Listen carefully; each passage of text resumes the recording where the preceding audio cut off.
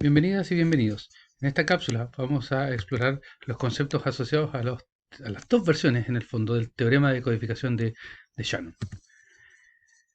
El problema que vamos a analizar entonces es, yo tengo una fuente de discreta, ya sin memoria. Entonces lo que a mí me interesa resolver o entender es cómo manejar la información que está contenida dentro de esa fuente, ya sea que vengan de señales continuas o discretas. Nosotros vamos a hacer una codificación de datos de la fuente. Es decir, vamos a representar la información usando un conjunto de bits. No lo vamos a hacer como lo habíamos hecho en la parte de cuantización. ¿Ya? Vamos a tener las palabras de código ya.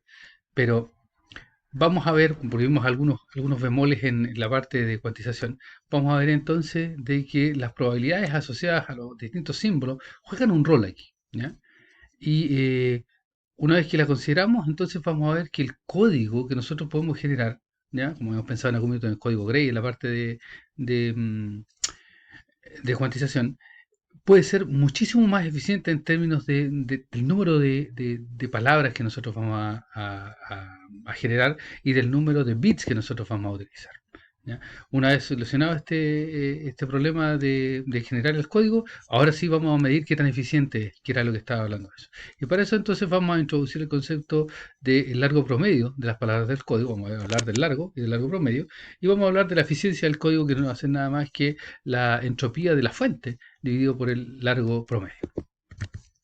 Ahora, un approach un poco no tan intuitivo a lo que vamos a ver es el siguiente. Supongamos que nosotros tenemos palabras de código, ¿ya? Que son de largo n mayúscula. Y nosotros vamos a generar códigos, secuencias de largo n, ¿ya? Y este n lo hacemos crecer. En el fondo, lo que vamos a encontrar es que existe una lista de lo que vamos a llamar secuencias o palabras típicas, ¿ya? Y que tiene un número total de, cuando nosotros usamos una codificación binaria, de 2 elevado a n por la entropía de la fuente, ¿ya? Es el número total de secuencias típicas que existen aquí. ¿Qué significa esto? Significa que si nosotros tenemos todo este posible universo o conjunto de secuencias que podemos generar, palabras de código, si queremos verlo así, existe un conjunto, este de acá, el conjunto de secuencias típicas, que son las que contienen la información asociada a la fuente, el h de x, la entropía. Esto quiere decir que son aquellas secuencias más informativas, ¿ya? Dicho de otra manera, si nosotros, por ejemplo, todos los días escuchamos el informe del tiempo, nosotros vamos a escuchar, por ejemplo, si el clima no varía mucho en el lugar donde estamos, está todavía soleado, soleado, soleado, con temperatura más o menos en la misma historia, en el mismo rango. Si resulta que en algún minuto yo le escucho que el informe del tiempo dice que mañana va a llover y va a estar helado, eso es un valor súper informativo porque es un evento raro. ¿Ya? Esos son el tipo de secuencias típicas que nosotros vamos a tener aquí. Son las que contienen, porque están dependiendo de la entropía, son las que contienen la mayor cantidad de información asociada a la fuente de datos que nosotros tenemos, que es nuestra DMS-X. ¿Ya? Ese es el approach intuitivo. Entonces, vamos a ver que no es necesario trabajar todas las secuencias que yo tengo, todas las opciones que yo tenga. Yo me quedo con un conjunto, el conjunto que tiene la mayor entropía, y este va a ser capaz de representar al conjunto completo de datos. Esta es la base para la compresión de señales o de imágenes, por ejemplo, donde nosotros realizamos una pequeña pérdida. No codificamos todo, sino que codificamos solo el subconjunto de secuencias críticas de la imagen, y así todo yo no pierdo la información que está contenida, que es la imagen en particular, y reduzco el tamaño del archivo, por ejemplo. ¿Ya? Entonces, para eso, lo que nosotros vamos a tener que empezar a definir son algunos conceptos. Primero vamos a hablar de que X es nuestra fuente, que tiene una distribución asociada y tiene una entropía asociada, producto de la distribución que tiene. ¿Ya? Y vamos a hablar de la tasa de transferencia o el bitrate, que va a ser la entropía dividido por T sub S, que es el tiempo de transmisión de cada símbolo. Ese va a ser perdón, más que el bitrate, este es el symbol rate, ¿ya? O el alphabet rate. Entonces, si yo quiero codificar una fuente de datos con un código de largo fijo de R bits por símbolo, entonces la eficiencia, el largo promedio del código va a ser R, y la eficiencia del código va a ser la entropía de la fuente dividido por este R, donde este R va a tener dos opciones. Si L es una potencia de 2, esto va a ser el logaritmo, en base a 2, como hemos dicho otras veces, de L, ¿ya? Y si no, va a ser una palabra, o sea, un valor más, porque esto va a tener que ser un número entero de, mm, de bits para poder codificar. Ahora, ¿cuál es la máxima eficiencia que nosotros vamos a utilizar? Entonces, nosotros vemos que el largo del código, ¿ya? Va a ser, en este caso, L. Pero si ahora nosotros por algún motivo decidimos hacer codificación como se llama en bloques, ¿ya? Eso quiere decir que eliminamos el problema de esto, ¿ya? Pues yo quiero que hacer que esto sea lo más corto posible. Para hacer esto lo más corto posible, entonces L tiene que ser mucho mayor que 1, ¿ya? Con tal de hacer aumentar esta cosa de acá, y nosotros que nos quedemos con esta pura parte del log n. Y al hacer esto grande, yo voy a generar hacer un código más eficiente, ¿ya?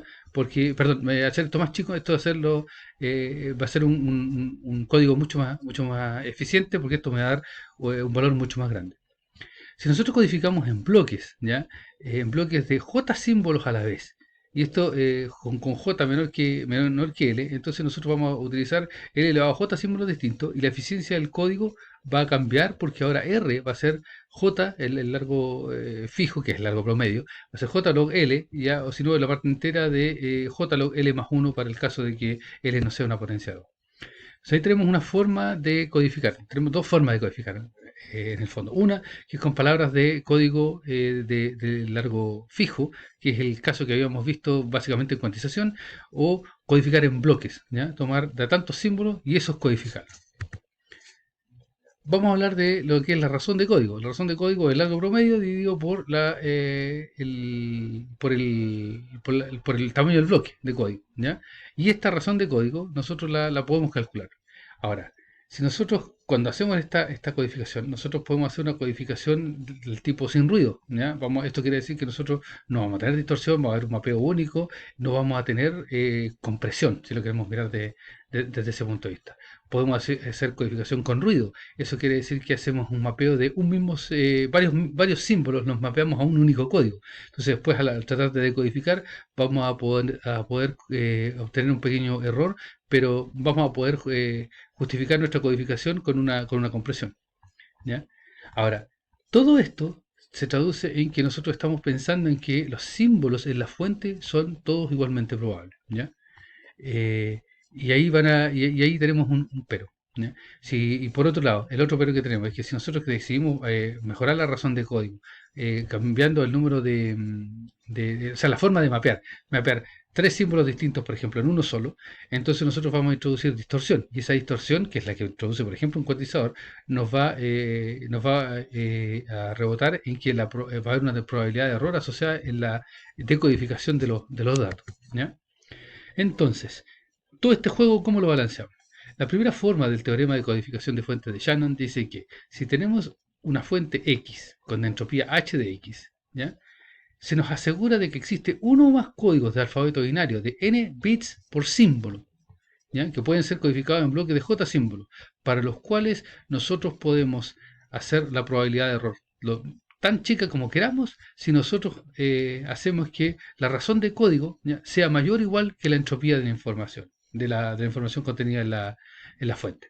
Esto quiere decir entonces que el valor, lo que tenemos aquí es una ayuda del valor promedio de bits por símbolo que nosotros vamos a requerir para decodificar eficientemente. Si yo tengo una fuente de datos X que tiene una cierta distribución, entonces yo puedo calcular esta entropía, ¿ya?